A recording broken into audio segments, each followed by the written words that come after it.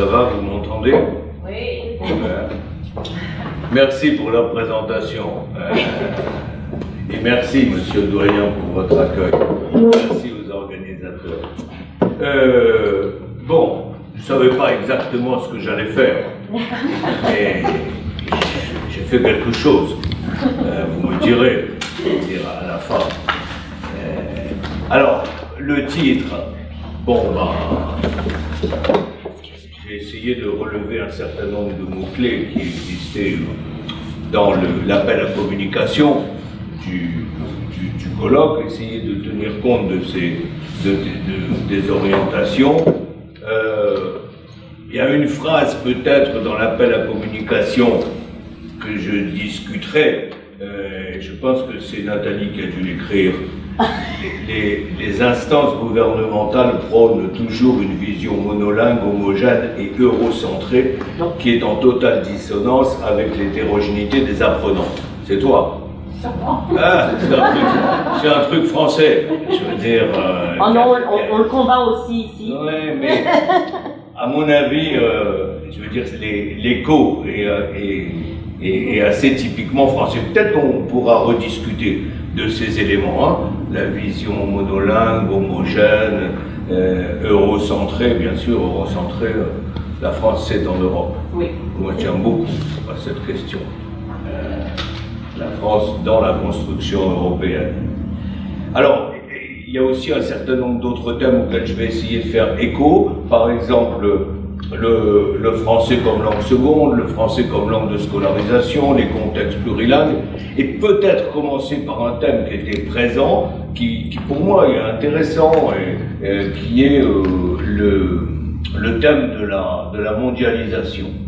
Donc je vais dire déjà quelques mots, si ça veut bien marcher, ouais, sur la mondialisation, et donc évidemment la problématique d'émigration dans la mondialisation. Alors, qu'est-ce que quels sont les éléments que je souhaite mettre en valeur? D'abord, à chaque fois qu'on parle de la mondialisation ou de la globalisation, souvent on oublie l'histoire. C'est-à-dire qu'on pense qu'on a affaire cette fois-ci, pour la première fois dans l'histoire du monde, à la mondialisation. Évidemment que c'est pas vrai et qu'il faut une historicité, si je puis dire, des mondialisations. C'est-à-dire de la question des empires, des rapports qu'ils entretiennent avec les langues. Pour moi, c'est un point très très important parce que il y a une mondialisation grecque sous Alexandre. Il y a une mondialisation latine sous la République et l'Empire romain. Il y a une petite mondialisation française au XVIIIe siècle, quand par exemple un de nos académiciens écrit un livre qui s'appelle « Quand l'Europe parlait français ». Donc des formes de mondialisation ou d'européanisation qui sont très importantes. Au XVIe siècle, le monde est espagnol et portugais. À peu près partout, en Amérique, en Asie. Les conquérants arabes de l'islam pratiquent une forme de mondialisation autour d'une grande partie du bassin méditerranéen, de l'Orient, etc. Bon. Voilà, c'est quelque chose qui, pour moi, est effectivement important de réintroduire de l'historicité dans cette affaire de mondialisation. Parce que peut-être que dans 20 ans, 30 ans, 50 ans, on aura affaire à une mondialisation chinoise, par exemple. Pourquoi pas? Donc, il faut faire attention là-dessus, un certain effet d'optique. Et un deuxième point que je veux dire à propos de la mondialisation, c'est la conception qu'on peut avoir de la mondialisation. Je m'explique là-dessus. Il y a une conception de la mondialisation qui est de dire il y a un centre qui impose la totalité de ses valeurs, sa langue, etc., à toute la périphérie. Évidemment, cette représentation était la représentation des États-Unis comme centre du monde, avec leur puissance économique, avec la langue et un certain nombre d'autres attributs, y compris culturels. Donc ça, c'est une conception de la mondialisation qui dit il y a le même partout, au plan linguistique, au plan culturel, au plan politique. Ben moi, je pense que cet aspect de la mondialisation n'est qu'un petit aspect. Il me semble que l'aspect le plus important de la mondialisation, au fond, c'est le contraire. C'est-à-dire, c'est la pluralisation des différences, c'est une explosion, je veux dire, de la multiplicité, et auquel d'ailleurs se trouvent confrontés ce qu'on appelle traditionnellement les États-nations. Et parmi, effectivement, cette explosion des différences, il y a toutes ces formes de déterritorialisation, et en particulier l'émigration et leur prolifération à l'heure que nous vivons là actuellement. Avec toutes les ambiguïtés aussi qu'on peut avoir. Par exemple, quand on fait des études, je ne sais pas moi, sur Internet, on s'aperçoit qu'Internet n'est pas du tout en anglais. Il y a énormément de langues, effectivement, sur Internet.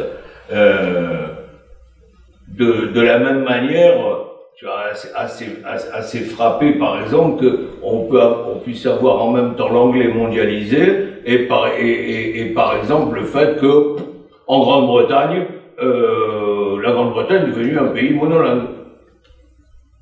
Il n'y a plus que de l'anglais. Il n'y a plus d'apprentissage des langues étrangères, ou très peu à l'université. Donc on a vraiment affaire à des problèmes qui sont compliqués, je veux dire, de ce point de vue-là, et qui, à mon avis, voilà, ne permettent pas d'avoir une conception unique ou restrictive de ce qu'on appelle la mondialisation. Et moi, je préfère dire effectivement les mondialisations.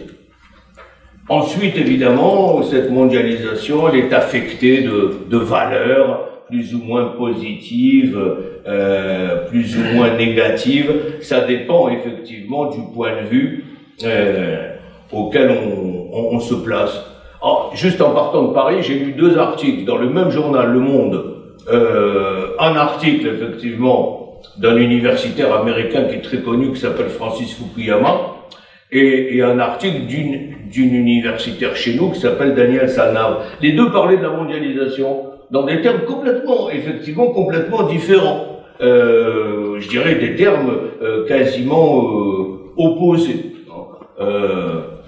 Et il y avait d'un côté effectivement Fukuyama qui disait attention à l'explosion des différences, des communautarismes, ça va contre l'idéal de la démocratie.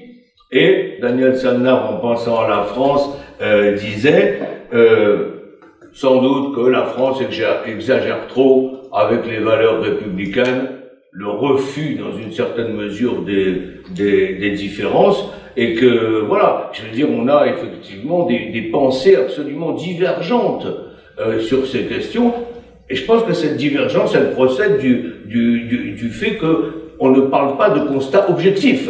En réalité, on parle essentiellement de valeurs politiques qu'on investit dans ces questions de mondialisation. Et d'ailleurs, sur les problèmes de migration, on peut dire, je veux dire, à peu près la même chose. Donc, bon, mais ça, je vais y revenir. J'essaye d'ouvrir une bouteille. Ça tourne? Oui. Ah, c'est bizarre. Ok, alors. Le deuxième point que je veux dire après la mondialisation, c'est, disons, la question, je l'ai mis ici, de ce que suggère le terme mobilité. Alors, le terme mobilité, voilà, c'est ce qu'on appelle un nom générique en français, les mobilités. Mais on sait bien que, évidemment, derrière, là où les mobilités, il y a toutes sortes de choses. Toutes sortes de choses qui, pour moi, sont absolument incommensurables. Parce que, comment rapprocher, par exemple, les déplacements des étudiants, des déplacements des businessmen, des déplacements des migrants, des déplacements des touristes, en particulier, on en parle peu, je veux dire. Enfin, le premier facteur, effectivement, de mobilité dans le monde, c'est le tourisme. Et puis, d'autres, effectivement, formes de mobilité, le nomadisme, ça existe. Nous, on parle souvent, par rapport à certaines populations qui viennent de l'Europe de l'Est, des gens du voyage, des gens qui effectivement ne sont pas sédentaires, qui par définition sont nomades. Je dirais même que les mobilités, ça a toujours concerné, par exemple, les artistes et les intellectuels. Je veux dire, parce que les artistes et les intellectuels, ce sont des gens qui très souvent, en tout cas en Occident, ont passé leur vie à se déplacer. Je veux dire d'ailleurs qu'il y a un mot, effectivement, en français, mais qui est le mot cosmopolitisme. Et cosmopolitisme, ça veut dire étymologiquement en grec, les citoyens du monde. Or, ce qui est intéressant, c'est que parfois le cosmopolitisme est affecté de valeurs très positives. Oui, je veux dire, une ville cosmopolite, avec sa diversité culturelle, artistique, etc. Mais dans l'histoire, le mot cosmopolitisme a été affecté de connotations extrêmement négatives. Je veux dire, quand on avait affaire à des politiques d'État, qui étaient des politiques identitaires, le nazisme ou le stalinisme par exemple, c'était pas bien d'être cosmopolite. C'était pas bien d'être citoyen du monde, parce qu'il fallait être enraciné quelque part. Et d'ailleurs, vous voyez l'ambiguïté de ce point de vue-là, de la métaphore des racines et de l'identité.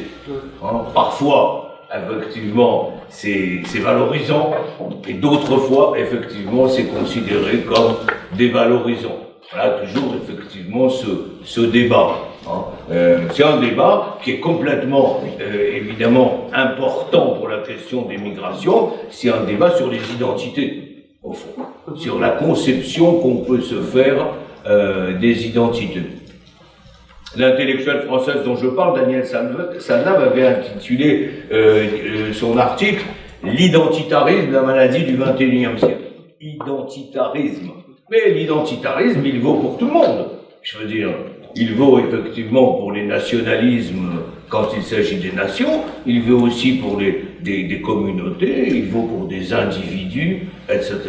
Et il n'est pas réservé à certaines formes d'identité et pas d'autres. Alors, voilà, mobilité c'est bien, des titres de colloques, etc., à condition, effectivement, qu'on aille voir ce qu'il y a derrière, parce que je ne pense pas que, enfin, si on ne va pas voir ce qu'il y a derrière, on rate un peu ce qui est spécifique, et en particulier ce qui peut être spécifique au problème de la migration. C'est d'ailleurs là-dessus que je vais encore dire un mot, à cause de la terminologie. La terminologie, bon, j'ai mis quelques mots. Les migrants, les immigrants, les immigrés, il y en a sans doute, effectivement, un certain nombre d'autres. Après, il y a un débat. Est-ce qu'il y a des définitions officielles? En France, par exemple, il y a une définition de l'immigré. Un immigré, c'est une personne qui est née à l'étranger avec une nationalité étrangère. Vous voyez les éléments. Né à l'étranger avec une nationalité étrangère, ou parfois l'un des deux parents étant lui-même effectivement un étranger. On va dire que ça c'est la définition de l'office qui s'occupe des immigrés. Après, c'est toujours la même chose. Les connotations pèsent un poids énorme. Ici, dans le Canada francophone, je l'ai vu effectivement au Québec, les immigrés, ça n'existe pas. Je dis ça, c'est parce que j'ai entendu le terme migrant, j'ai entendu le terme immigrant, j'ai pas entendu le terme immigré.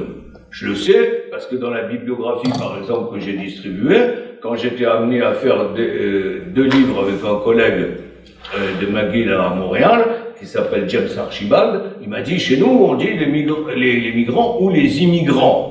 J'ai dit, ouais, mais parce que ça, c'est des trucs avec l'anglophonie, etc., par rapport à immigrants. Mais chez nous, On sait très bien la différence entre un migrant et un immigré. Parce que nous, on est des latinistes. On considère le préfixe in devant. Je vais résumer d'une phrase. Les migrants, ils sont censés passer. Et les immigrés sont censés rester. À l'intérieur du pays. Puisqu'il y a in. Et donc, ça, c'est une question qui a été très sensible à un certain moment en France, où on a dit, par exemple, et Nathalie, tu te souviens, mais toi t'es petite, moi je suis plus vieux, on a dit les enfants de migrants, et puis les enfants de migrants, après tout de suite on s'est posé des problèmes, parce qu'on s'est dit, mais ils passent pas de pays en pays, où ils ne transitent pas, comme c'est le cas par exemple pour l'immigration en France aujourd'hui, vers un autre pays, parce qu'ils ont envie d'aller en Angleterre, et qu'on les empêche de traverser la Manche. Les Anglais disant, oh, la frontière du Royaume-Uni, c'est à Calais. C'est-à-dire que c'est en France. Elle ne peut pas être effectivement en Angleterre. Alors, ces migrants sont devenus des immigrés. Et d'ailleurs, ça m'a fait penser à quelque chose que je voudrais dire là. À une certaine époque, le gouvernement a décidé de mettre en place ce qu'on a appelé des enseignements de langue et des cultures d'origine pour les élèves. On disait ELCO, enseignement, langue, culture, origine. Pourquoi est-ce que cette politique a été mise en place? Parce que ça a été instauré justement à un moment où les migrants n'étaient pas considérés comme des émigrés. Il y avait des accords avec les pays d'où venaient d'où venaient ces personnes. Les enseignants même venaient de l'étranger. On dispensait des enseignements dont le but était clair. Il ne faut pas que ces enfants oublient la langue et la culture d'origine, parce qu'un jour, ils vont retourner chez eux.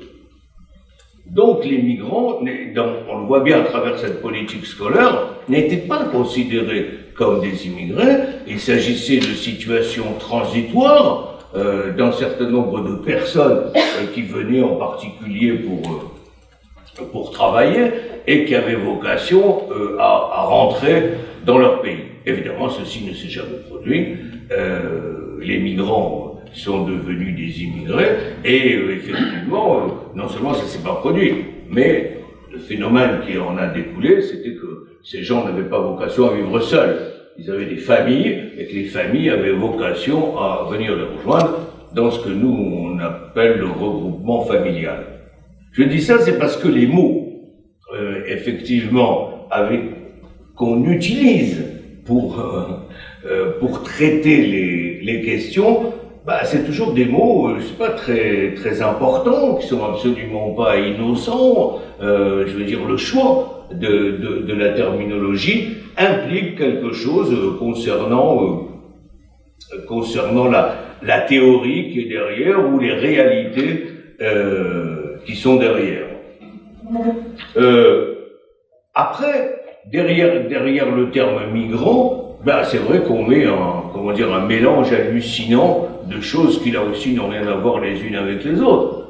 Entre des migrants économiques, ce qu'en France on a appelé pendant un certain temps des travailleurs immigrés, d'un côté, et puis d'un autre côté le regroupement familial dont je parlais, et d'un troisième côté ce qu'on appelle les demandeurs d'asile, qui sont effectivement des personnes qui sont persécutées dans leur pays et qui veulent trouver refuge, je veux dire, ailleurs, qui sont au fond des exilés, je veux dire, pourrait-on dire, soit exilés volontaires, soit exilés poussés vraiment dehors. Bon, voilà, sous cette étiquette, il y a effectivement des catégories très différentes qu'on ne peut pas amalgamer. D'ailleurs, ça donne des renseignements, on en reparlera, sur les relations que ces personnes entretiennent avec leur langue. Les relations qu'elles entretiennent avec la langue du pays d'accueil, j'y reviendrai, et avec leur langue propre, on dirait leur langue maternelle, leur langue native. Vous savez que les exilés et les réfugiés entretiennent des rapports très ambivalents avec leur langue native. Ils viennent, je veux veux dire, avec cette langue et avec le poids identitaire, effectivement, de cette langue. Toutes ces langues, au fond, qui sont des langues transmises, par opposition aux langues que moi j'appelle apprises. On est d'accord sur cette distinction, hein? Il y a d'un côté, effectivement, la langue transmise, léguée, etc. Voilà, ça fait partie de l'héritage. De l'autre côté, il y a toutes les langues qu'on est susceptible d'apprendre à l'école, dans la rue, où qu'on veuille. C'est une très bonne distinction qui a été faite par un linguiste français qui s'appelle Charles Bailly, il y a maintenant plus de 100 ans, et qui distinguait bien cette problématique, les langues qui nous ont été transmises et les langues que nous avons apprises. Je referme effectivement cette parenthèse pour dire quoi? Que ces langues avec lesquelles l'immigrant peut venir, il y a deux solutions. Soit il y a la volonté effectivement de la conserver, envers et contre tout, c'est une langue identitaire. Soit il y a la volonté de s'en débarrasser le plus vite possible. Et quand on a étudié effectivement un certain nombre de situations historiques, on voit bien que cette idée de laisser la langue d'origine, elle est très importante. Il y a un écrivain allemand qui s'appelle Erich Maria Remarque. Erich Maria Remarque, il a écrit un livre, La Terre Promise, où il explique qu'après la guerre, la Deuxième Guerre mondiale, les réfugiés qui arrivaient à Ellis Island sur le port, à New York, ils se dépêchaient de parler quelques mots d'anglais. Et alors, Maria Remarque dit, mais pourquoi? Parce que leur obsession, c'était de se débarrasser de la langue avec laquelle ils arrivaient, c'était de l'allemand. Et donc, l'idée que leur langue native, dont ils disaient c'était la langue des gens qui les avaient assassinés, non, il l'a laissé dans l'Atlantique avant de rejoindre effectivement le port de débarquement. C'est pour ça que je dis, sur cet exemple, ça fait réfléchir dans des situations effectivement historiques sur l'ambiguïté, sur l'ambivalence que les gens peuvent avoir avec leur langue qu'on appelle première ou maternelle ou native ou d'origine ou tout ce qu'on voudra. Il me semble qu'il faut réfléchir à cela. De la même manière, d'ailleurs, la langue d'accueil, elle finit par devenir nécessaire. Je reprends l'exemple de tout à l'heure. Ces travailleurs immigrés qui sont arrivés en France, par exemple, du Maghreb ou de l'Afrique subsaharienne, quand ils sont arrivés, le français ne leur semblait pas absolument nécessaire. Mais pourquoi? Parce que ils étaient isolés, ils vivaient entre eux, on parlait la langue ethnique, si je puis dire, ou communautaire, il n'y avait pas de regroupement familial, et puis à un certain moment, les choses ont changé. Les familles les ont rejointes, et surtout, les enfants sont allés à l'école. Et alors là, la question de savoir que les enfants allant à l'école, ils avaient effectivement le français comme un bagage absolument indispensable, eh bien, la langue du pays d'accueil a commencé à s'imposer. Surtout, par exemple, on a fait des enquêtes là-dessus, les parents voulaient parler de l'école avec les enfants. Et les enfants, eux, identifiaient l'école au français. Et donc, d'une manière ou d'une autre, les parents se sont mis à avoir une certaine proximité avec le français. Et c'est pour ça qu'en fonction des moments, je veux dire, de l'immigration, le rapport aux langues est susceptible de varier de manière, me semble-t-il, très très très importante. C'est pour ça que, bon, voilà, il ne faut pas faire trop de généralisation, il faut toujours être soucieux de bien préciser les contextes historiques, etc. Et c'est pourquoi, voilà, je déconstruis mondialisation, mobilité, etc. Parce que, voilà, je veux voir quels sont les éléments concrets qui se cachent, si on peut dire, derrière ces choses. C'est énervant. Vous avez remarqué que quand on veut avancer, on regresse parfois. Hein? C'est intéressant sur le plan philosophique. Alors, l'accueil et l'intégration. Ça, c'est le deuxième volet, je veux dire, de mon exposé. Carole, il faut me dire à un certain moment si j'ai parlé pendant 3 heures. C'est bon. Il y a encore du temps là. Je m'arrête. Alors, sur cette question, effectivement, de l'accueil et de l'intégration. Pourquoi ces mots et au fond de quoi il s'agit? Qu'est-ce que j'ai raconté là-dedans? Alors, d'abord, c'est toujours la même chose. C'est-à-dire, c'est le problème du vocabulaire, des termes, effectivement, qu'on emploie. J'en ai cité, il y en a d'autres. Assimilation, intégration, inclusion est arrivé ces dernières années. C'est marrant parce qu'il est arrivé dans le Canada francophone avant d'arriver en France. Donc on voit bien à quoi ça s'oppose, inclusion, exclusion. Les polémiques sur l'assimilation et l'intégration étaient en France largement des polémiques postcoloniales. Quelle était la politique qui avait été menée concernant la langue dans les territoires où la France s'était imposée pendant longtemps, avec d'ailleurs, entre parenthèses, des variations énormes. C'est-à-dire que là aussi, quand on pense, il y a plusieurs historiens, par exemple Yves Lacoste qui dit ça, il faut arrêter de parler de la colonisation, il faut parler des colonisations. Et la manière dont spécifiquement ça s'est passé dans chaque situation historique, et en particulier cette question de l'usage de la langue. C'est comme ça. Le français,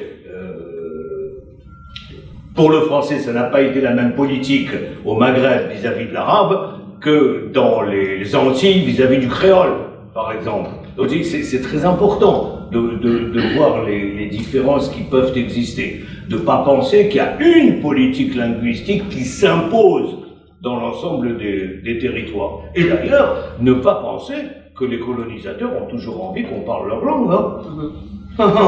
Ça c'est un truc comme ça, on s'imagine, dire c'est génial. Non, pas du tout. En cela, d'ailleurs, les Occidentaux sont bien les héritiers des Grecs. Des Grecs anciens, pas les Grecs d'aujourd'hui. Il y avait une différence fondamentale dans les langues entre l'Empire grec et l'Empire romain, c'est que les Romains étaient obsédés par l'idée d'imposer le latin partout. Ils ont d'ailleurs très bien réussi. Les langues romanes qui viennent du latin, je veux dire dans une très grande partie de l'Europe, etc. Les Grecs, pas du tout. Pourquoi? Parce qu'ils pensaient que tous les autres individus qui ne parlaient pas grec étaient donc des barbares. Parce que barbaros en grec, ça veut dire ça. Ça veut dire celui qui ne parle pas grec. Et donc, au fond, l'idée n'était pas on va leur imposer notre langue, l'idée on les laisse, je veux dire, avec leur parler à eux. Et on ne fait pas de politique linguistique d'assimilation. Ça va? Je voulais juste qu'elle remonte un petit peu ton... Parce que t'as cligné sur le... L'idée c'est qu'ils viennent là. Oui, voilà, super. On est vachement libre ici, C'est parce qu'on enregistre quand on parle. On est tétanisés. Ça va aller. J'ai mis la cravate à cause du micro. Sinon, bon. Sinon, je me serais habillé décontracté, comme tous les habitants d'Ottawa. Alors, la terminologie, ok? Assimilation, intégration, inclusion, c'est un point vraiment très, très important. Je vais vous en donner un petit exemple. J'ai un ami qui a enseigné à Montréal pendant un certain nombre d'années, il est parti maintenant à l'université en Angleterre, il s'appelle Alexis Snous. Et il a écrit plusieurs livres sur le métissage des langues, etc. Et il parlait de ce qu'on appelle en France les immigrés de deuxième génération, ou de troisième génération. Là, on est dans les problématiques de l'accueil, c'est ceux qui arrivent. Mais ceux qui arrivent s'installent, ils ont des enfants, ils ont maintenant des petits-enfants. Si on songe pour la France à ce que la fin de la colonisation, c'était 1962. Je veux dire, le dernier pays qui a obtenu son indépendance. Très bien. Alors, il avait posé une question, Alexis, qui était vraiment intéressante. Il disait, mais pourquoi, pour les immigrés de la deuxième ou de la troisième génération, on continue à parler d'intégration? C'est bizarre. Et là, dans son livre, il avait dit, je pense que le problème qui est surtout posé, c'est plutôt leur inclusion, je veux dire, à l'intérieur de la société. Et c'est vrai qu'on ne peut pas à la fois employer le mot intégration pour ceux qui viennent d'arriver, et ça s'appelle d'ailleurs comme ça, parce qu'il y a un office, effectivement, en France, qui s'appelle Office de l'accueil et de l'intégration. Bon, et en même temps, 50 ans plus tard, dire, il faut toujours s'occuper de l'intégration. Là, il y a aussi, on voit bien ce que recouvrent ces problèmes terminologiques. Tant que je suis à la terminologie, j'avais été un petit peu étonné, par exemple, que les Québécois utilisent de manière aussi facile, je ne sais pas si les francophones d'Ontario font la même chose, le terme de francisation des immigrés. Pourquoi étonné? Parce que c'est un terme, je veux dire, qui pour nous, les Français, renvoie aux colonies. Parce que les populations qui avaient été effectivement conquises, enfin les territoires par la France, on employait ce mot au XIXe siècle de francisation. Et j'ai souvent posé la question, à Montréal, à Québec, à Laval, je me rappelle, mais ça va, il n'y a pas de connotation. Je dis non, et je comprends très bien, il n'y a pas de connotation. La francisation, c'est un processus par lequel, effectivement, on apprend la langue française, tout ça est très juste, hein. Mais pour moi, je veux dire, français, en plus particulièrement sensible à cette question, parce que moi, je ne suis pas né en France, mais je suis né à Alger. Donc en Algérie, ce mot, francisation, là, ils sont un peu colonialistes, les Québécois. Mais c'est pas vrai, hein. Ce que je dis simplement, c'est quelles sont les connotations des mots. Il faut être attentif à cette question, c'est très important. Là, pour cette question, donc, qu'on va appeler intégration, ok, en laissant effectivement le reste de la terminologie. Bon, il y a peut-être trois choses, trois concepts, à mon avis, qui sont vraiment intéressants. Le premier, c'est pour l'intégration. Est-ce qu'on parle de la politique d'intégration, faite par les gouvernements, les différentes instances, etc., ou est-ce qu'on parle du processus d'intégration tel qu'il se déroule plus ou moins sur un certain nombre d'années, etc. C'est pas du tout la même chose. Et la vérité, c'est qu'on doit s'occuper des deux choses. Quelles sont les politiques qui sont mises en œuvre par rapport à cette question, effectivement, de l'intégration? Et au fond, que se passe-t-il concrètement dans la réalité? Est-ce que oui ou non, nous avons des moyens de mesurer le degré d'intégration des populations immigrées? Donc ça, c'est un premier point, pour bien qu'on sache de quoi on parle. On ne sait pas toujours, effectivement, si on parle de la politique ou si on parle du processus, effectivement, dans la réalité. Car si on parle du processus dans la réalité, il faut savoir quels sont les indicateurs qu'on comprend. C'est quoi les indicateurs de l'intégration?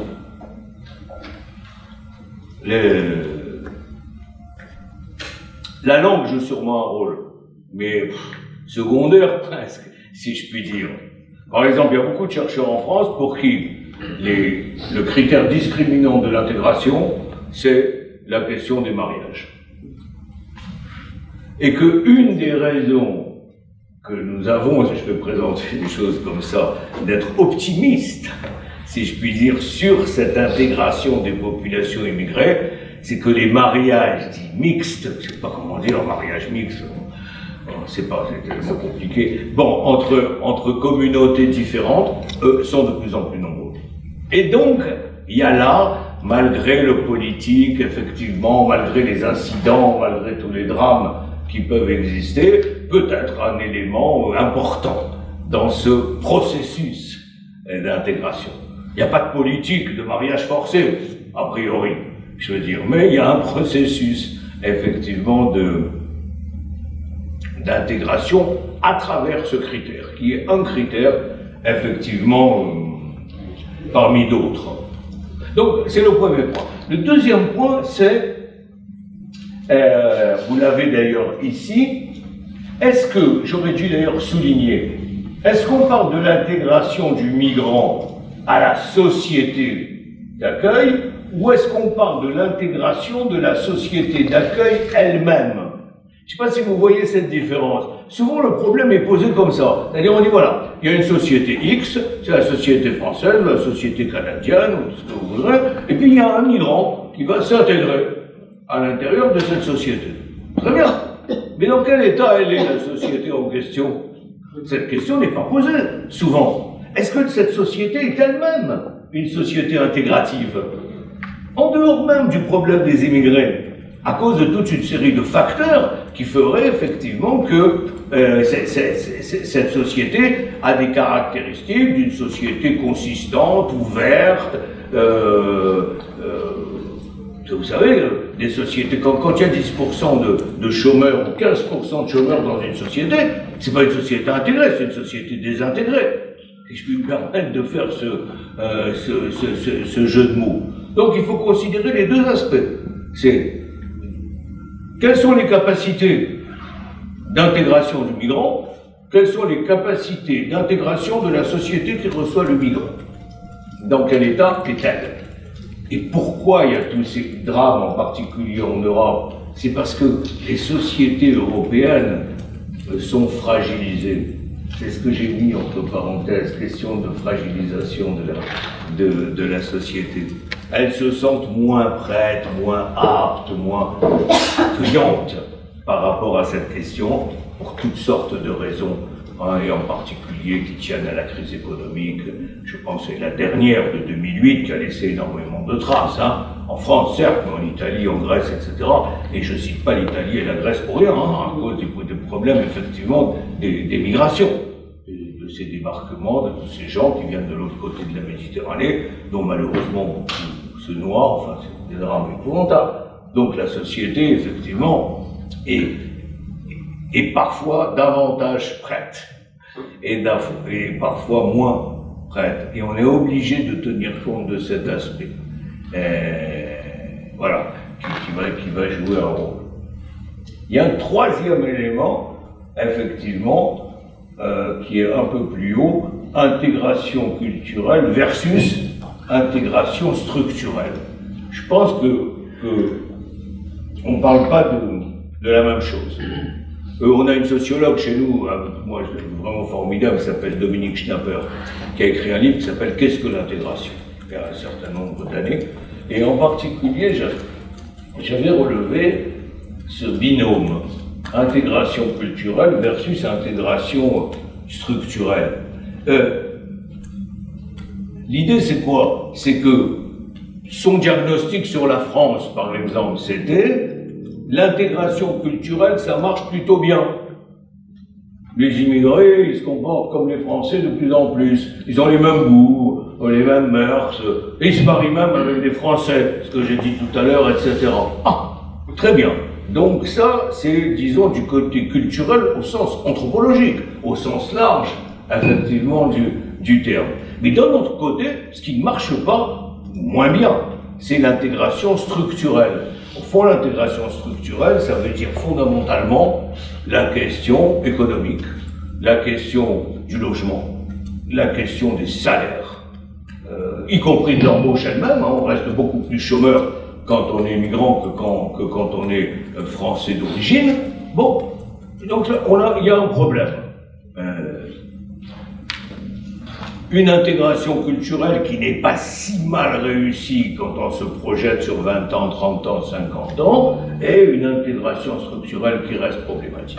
Y compris avec le critère qu'ont bien mis en évidence des enquêtes comme PISA ou Pearls, par exemple, qui est les enfants d'immigrés continuent à réussir moins bien à l'école. Clairement. Je veux dire, c'est pas dans des proportions hallucinantes, c'est pas un phénomène d'exclusion. Mais quand on compare aux populations natives, il y a un différentiel. Et donc, il faut bien travailler et chercher effectivement ce différentiel. Et je pense qu'il est plus à chercher du côté des parents, de leur difficulté à être dans leur société, des questions pour le coup économique, de chômage, de logement, de ghettoisation d'un certain nombre de quartiers. Hein. Il faut plutôt chercher de ce côté-là que sur, je sais pas quoi, les capacités des enfants qui sont évidemment tout aussi capables. La question ne se pose même pas. Donc,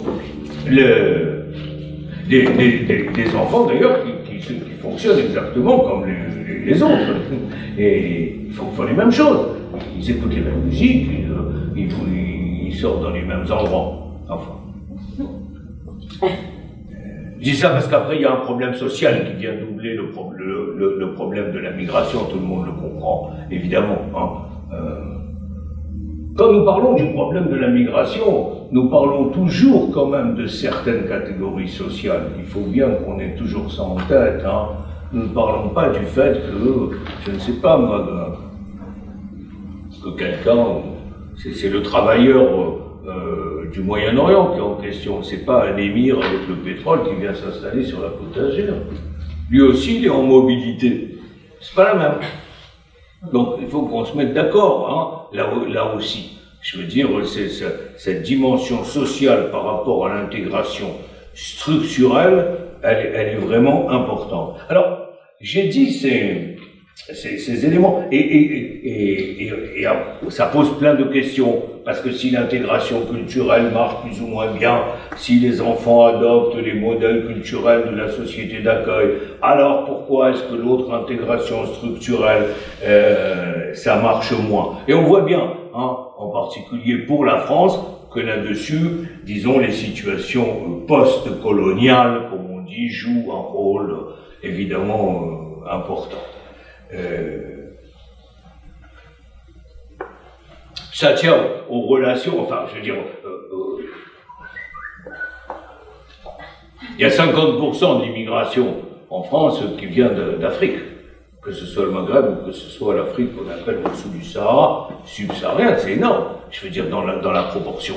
Après, évidemment, il y a des gens qui viennent de Chine, du Vietnam, beaucoup, hein, il y a eu, et des gens qui viennent des pays de l'Europe de l'Est, effectivement, en particulier. Bon, on est en Europe, je veux dire, les gens traversent la Méditerranée, et même si c'est dramatique de traverser la Méditerranée, c'est pas tout à fait le même problème que de traverser l'Atlantique, ou de traverser une frontière à l'intérieur de l'Europe. On voit bien, c'est à la fois facile et en même temps souvent dramatique.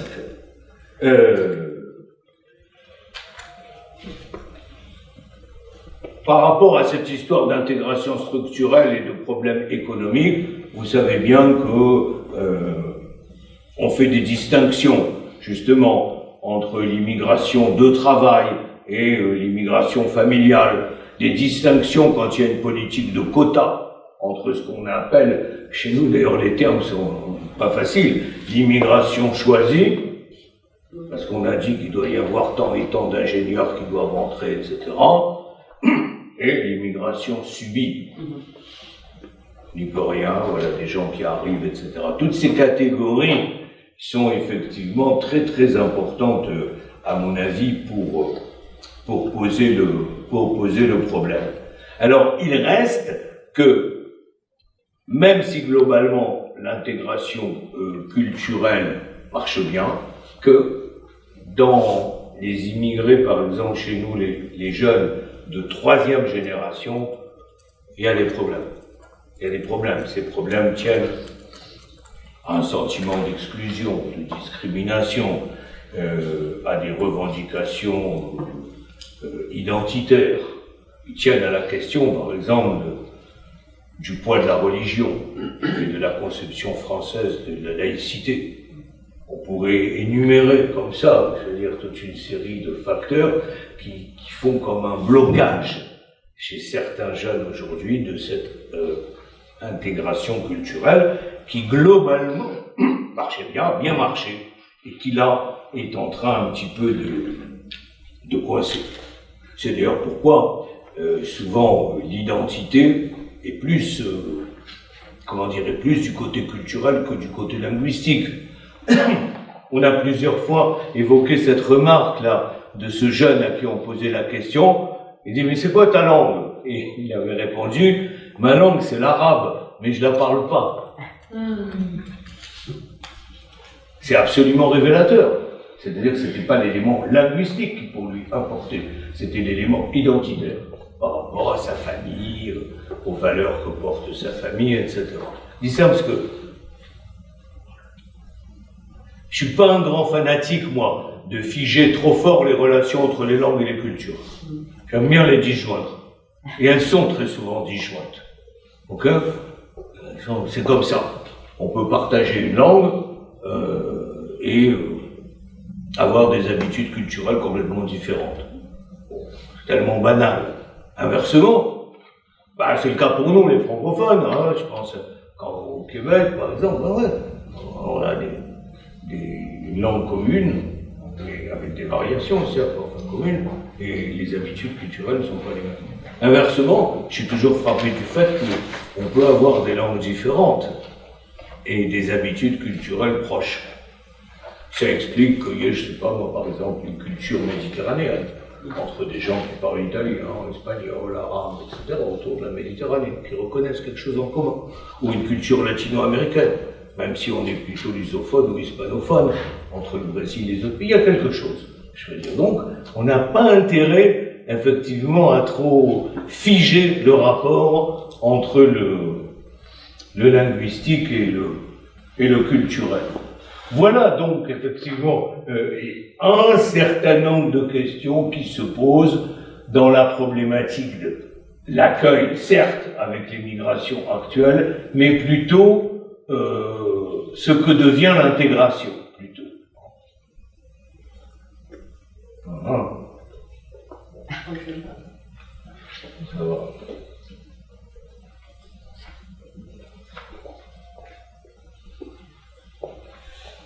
Troisième point, ça va pour l'heure? Oui.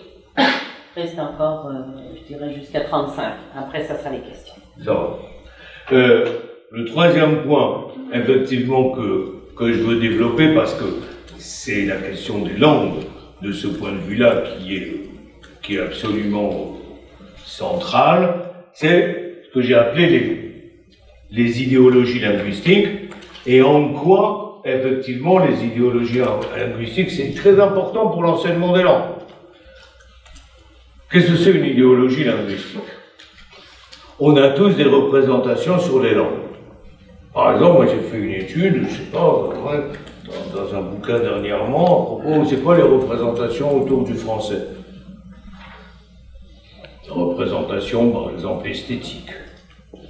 On aime une belle langue, une vilaine langue. Des représentations logiques ou intellectuelles. On trouve que c'est une langue très, très claire, c'est la langue des idées, de la raison, etc. Au contraire, on trouve que c'est une langue obscure. Parfois, on trouve que c'est une langue des représentations pragmatiques, utiles, parfois luxueuses, des représentations liées à l'apprentissage. Il y a des langues qui sont réputées hyper difficiles à apprendre et d'autres, c'est facile. Il y a plein de représentations concernant les langues. Et elles sont évidemment extrêmement variables d'un pays à l'autre. Ça dépend qui on interroge. Si on interroge des anglophones sur le français, on n'a pas les mêmes réponses sans doute que si on interroge des hispanophones, par exemple. À chaque fois, il y a des représentations qui sont ancrées. Et là, je pense que c'est la même chose, on en a dit un petit mot tout à l'heure, c'est-à-dire que dans les problématiques de l'immigration, ces représentations, effectivement, des langues jouent un très grand rôle par rapport à la question de l'apprentissage de la langue du pays d'accueil ou de la valorisation ou la dévalorisation de sa propre langue, celle avec laquelle on vient dans le pays.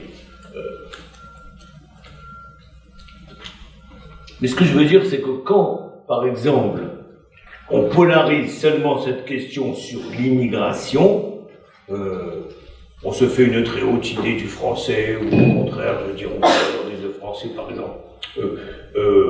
C'est qu'un aspect de la question. L'aspect le plus général, c'est que dans toutes les langues, il y a des représentations et des idéologies linguistiques. Pour le français, ça existe depuis qu'il y a du français. Depuis le XVIe siècle, il y a des idéologies linguistiques. Ça s'appelle par exemple le génie de la langue française. Quand je dis le génie de la langue française, c'est pas moi qui dis que la langue française est géniale. Mais d'ailleurs, ça ne veut pas dire génial d'un génie. Ça veut dire que c'est quoi l'esprit de la langue française?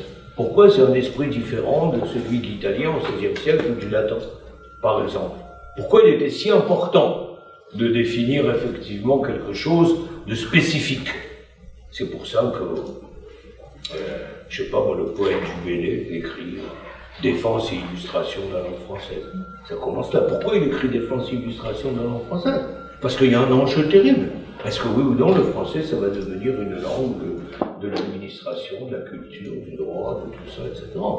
Alors que c'est le latin qui occupe la place et que la concurrence est avec l'italien.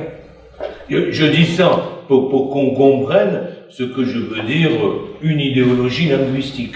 Il y a beaucoup de métaphores, etc., dont on se sert. On écrit des livres sur la vie des langues, par exemple. La vie des langues, c'est une idéologie linguistique. Les langues ne vivent pas.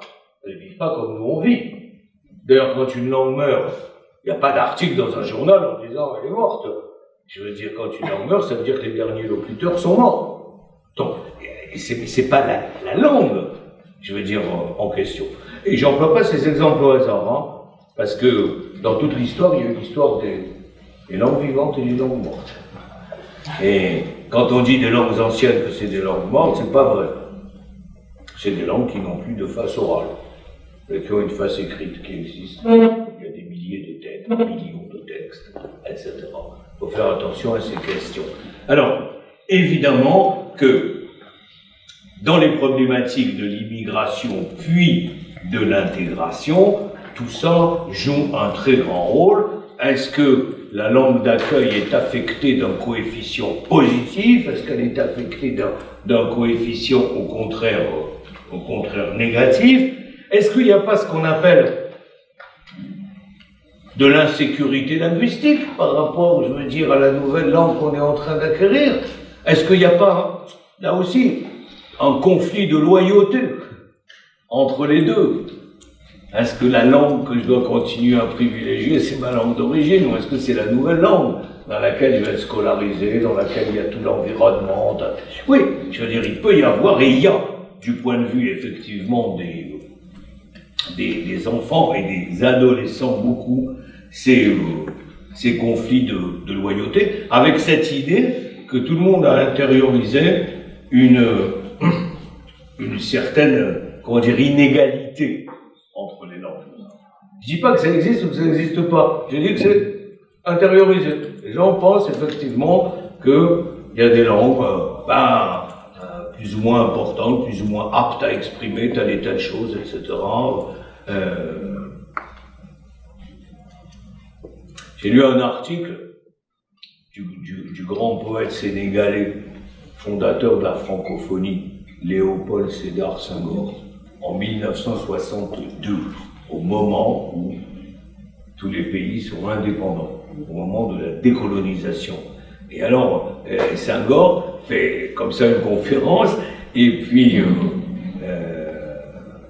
au fond, il dit aux gens à qui il s'adresse, moi, je suis un professeur de langues anciennes, de lettres classiques.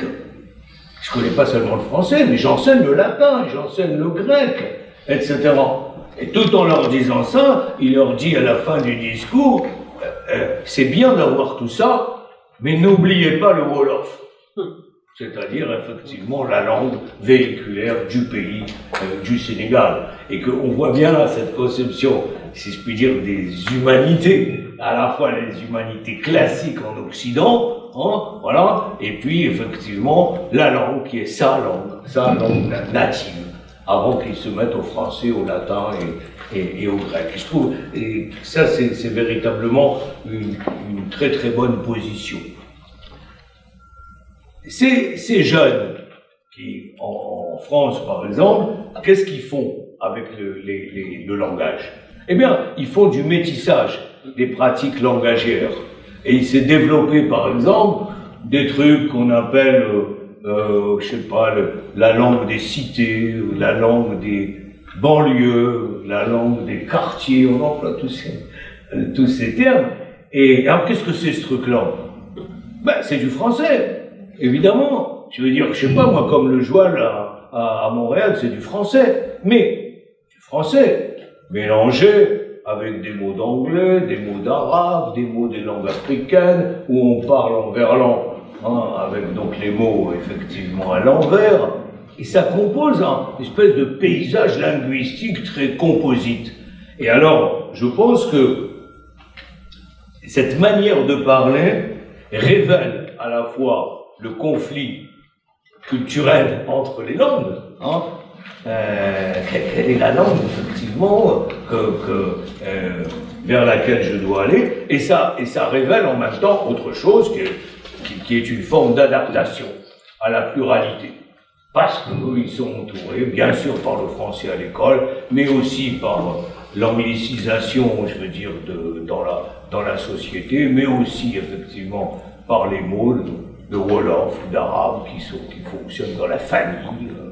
Voilà. Et donc, ils trouvent dans cette espèce de mélange, quoi, une position qui permet effectivement de vivre, on pourrait presque dire, une identité multiple de ce point de vue-là. Il faut que j'avance.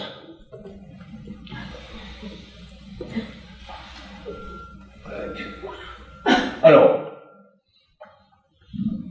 peut-être parmi les dernières choses, effectivement,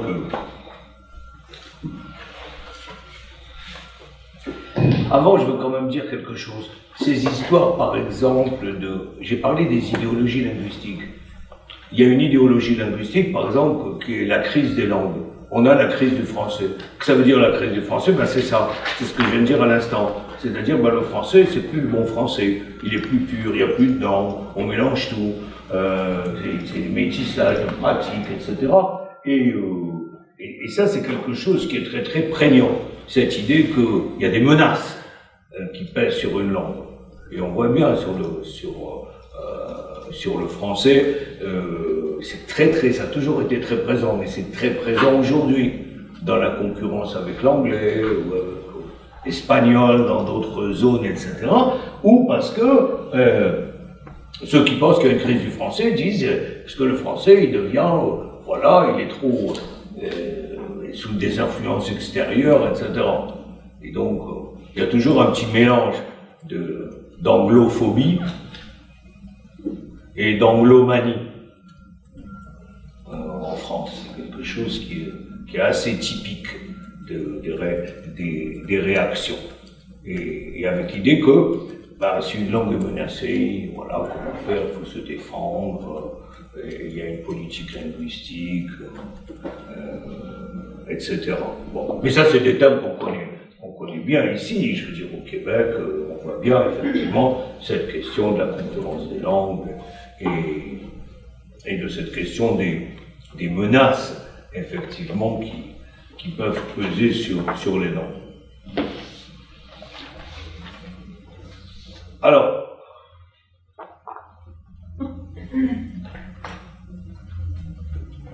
de fait, avec ces élèves issus de l'immigration qu'on reçoit dans les classes d'accueil, etc., évidemment qu'il y a une pluralité de langues. Ça, c'est une donnée factuelle. C'est comme ça. Il y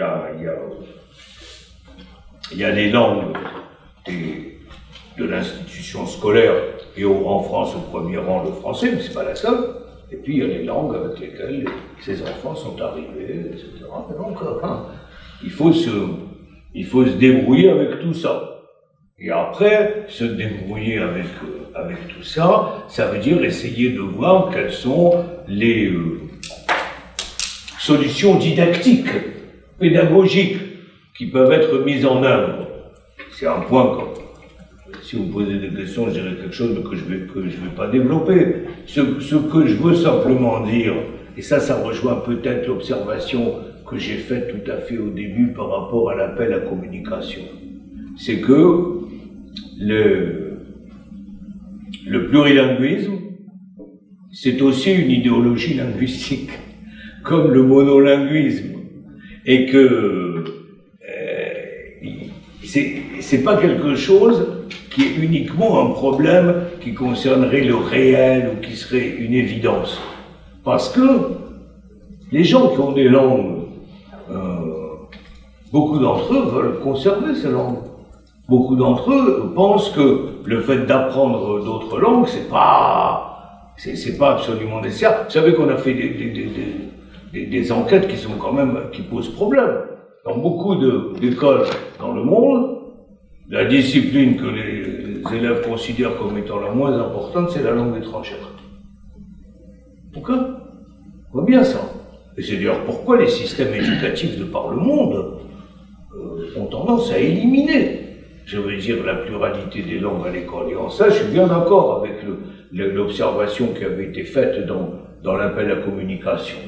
On voit des pays, par exemple, on avait l'habitude d'offrir le français aux élèves, on n'en l'offre plus. Pour des raisons économiques, etc., de toute nature. Ça ne heurte pas nécessairement les populations. Ou alors ça heurte les élites, qui ont eu l'habitude, effectivement, elles, de travailler avec le plurilinguisme, etc. Donc, je veux dire, il faut bien se rendre compte, quand on dit, je sais pas, c'est pas bien le monolinguisme, ou c'est génial le plurilinguisme, que c'est beaucoup plus compliqué que ça, je veux dire, dans la réalité. Mais voilà, je veux dire, il y a des sociétés où on s'aperçoit effectivement plus que d'autres. Ce que j'aurais pu dire, mais que je ne vais pas dire, c'est que la manière de gérer cette pluralité des langues, effectivement, dans l'éducation, bon, elle est extrêmement variable, mais là, on serait vraiment dans une question complètement didactique. C'est-à-dire que il y a des théories, des méthodologies, approche plurielle des langues, éveil aux langues, didactique intégrée et convergente des langues, intercompréhension des langues, développement d'une sorte particulière d'enseignement du français qu'on appelle chez nous français langue seconde et qu'on distingue bien clairement du français langue étrangère. Ça, c'est un point qui est vraiment central. Ça, c'est des choses qui existent. Ça veut dire qu'on peut entrer, disons, dans ces questions par plusieurs portes pour prévoir une didactique qui soit véritablement opérationnelle, pas seulement dans les classes d'accueil, mais dans toutes les classes. Parce qu'un point qui était bien mis en avant, que moi j'ai écrit des choses dans le passé, c'est que il y a beaucoup d'hétérogénéité des apprenants dans les classes. Il y a de tout, du point de vue linguistique, du point de vue culturel, etc.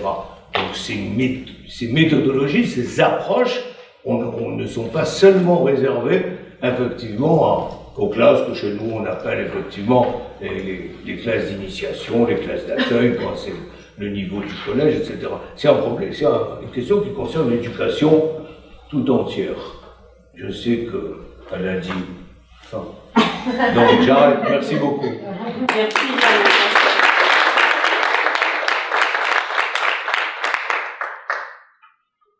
Merci beaucoup pour cette conférence qui pose toutes sortes de réflexions et de questions. J'ai beaucoup aimé la distinction que tu faisais entre l'intégration structurelle et l'intégration culturelle. Ça, je trouve que c'est extrêmement pertinent. De quelle façon, toi, tu l'envisagerais pour qu'il y ait une espèce d'équilibre entre les deux? Parce qu'on a davantage de structure de culture que de structure. Ouais. Comment est-ce qu'éventuellement on pourrait l'envisager? Mais c'est difficile parce que l'intégration structurelle, elle dépend véritablement des conditions, des conditions de vie du pays, de la question économique. J'ai dit même des phénomènes qui sont vraiment très importants. C'est non seulement la question du chômage, mais je pense par exemple c'est la question de l'habitat. Un des gros problèmes qu'on a en tout cas en France, c'est cette question. C'est-à-dire au fond des quartiers dans lesquels il n'y a plus que des immigrés. Il y a une fuite, effectivement, des autres habitants. Et alors, c'est paradoxal par rapport à l'hétérogénéité des apprenants. Parce que c'est le contraire. Ça devient l'homogénéité des apprenants. Oui, ben oui. Dans les quartiers riches, il n'y a que des enfants qui sont nés là. Et qui, effectivement, en plus, ont un niveau social important. Et dans certains quartiers, on a des classes où il n'y a que des élèves issus de l'immigration. Alors, on peut l'accepter dans les classes d'accueil, bien sûr, puisque c'est fait pour ça, pour apprendre le français, etc. Mais après, je veux dire, ça crée une ségrégation. Donc la ségrégation, il faut dire la vérité, elle existe dans le logement, elle existe dans une certaine mesure à l'école. Et puis les appellations stigmatisantes comme ZEP et compagnie, ça ne fait aussi que renforcer. Ouais. C'est-à-dire que les politiques pensent toujours que c'est bien. Ouais. Parce que, un point que j'aurais pu dire, ZEP, ça veut dire zone d'éducation prioritaire. En France, ça veut dire là où on met plus d'argent. Parce qu'il y a plus d'élèves qui sont censés être en difficulté. Mais ça devient. Mais la majorité sont effectivement allophones.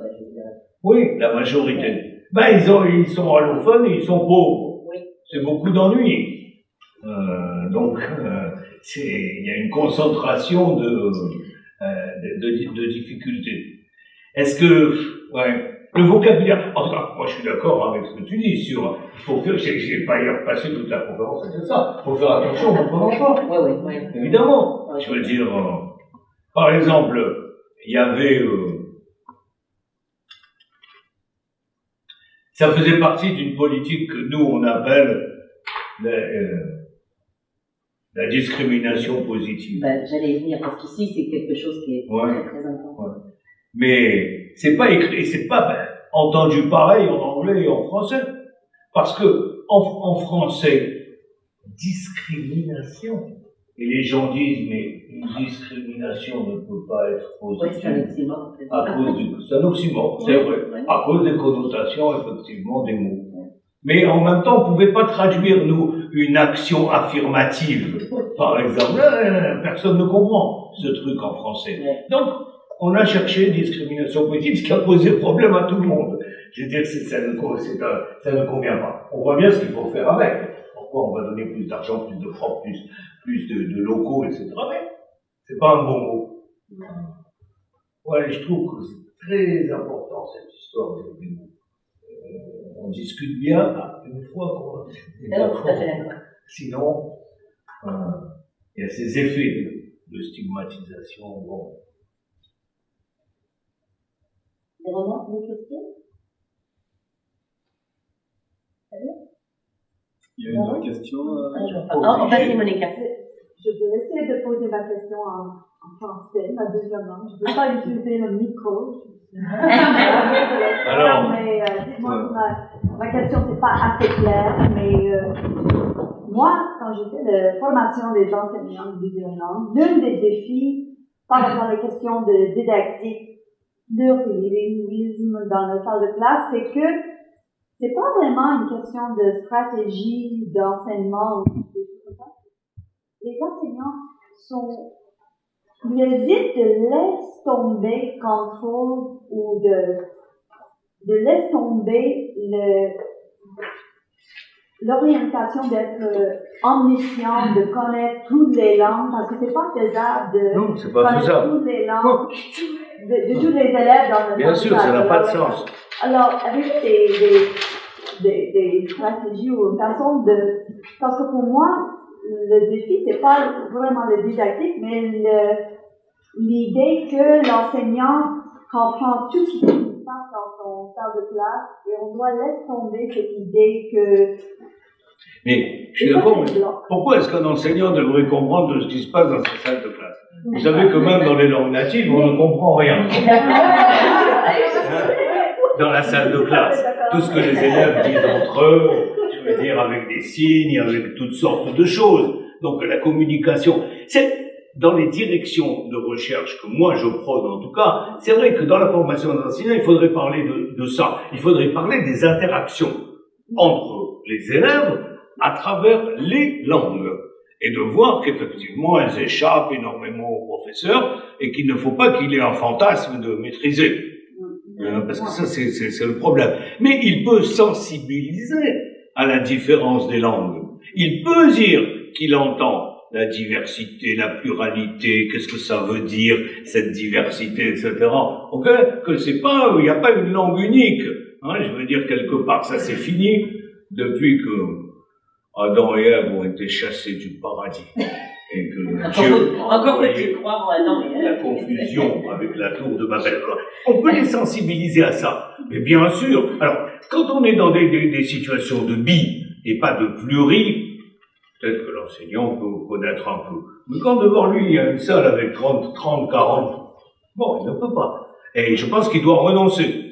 Mais il ne doit pas renoncer à parler de la diversité des langues, de la diversité des écritures.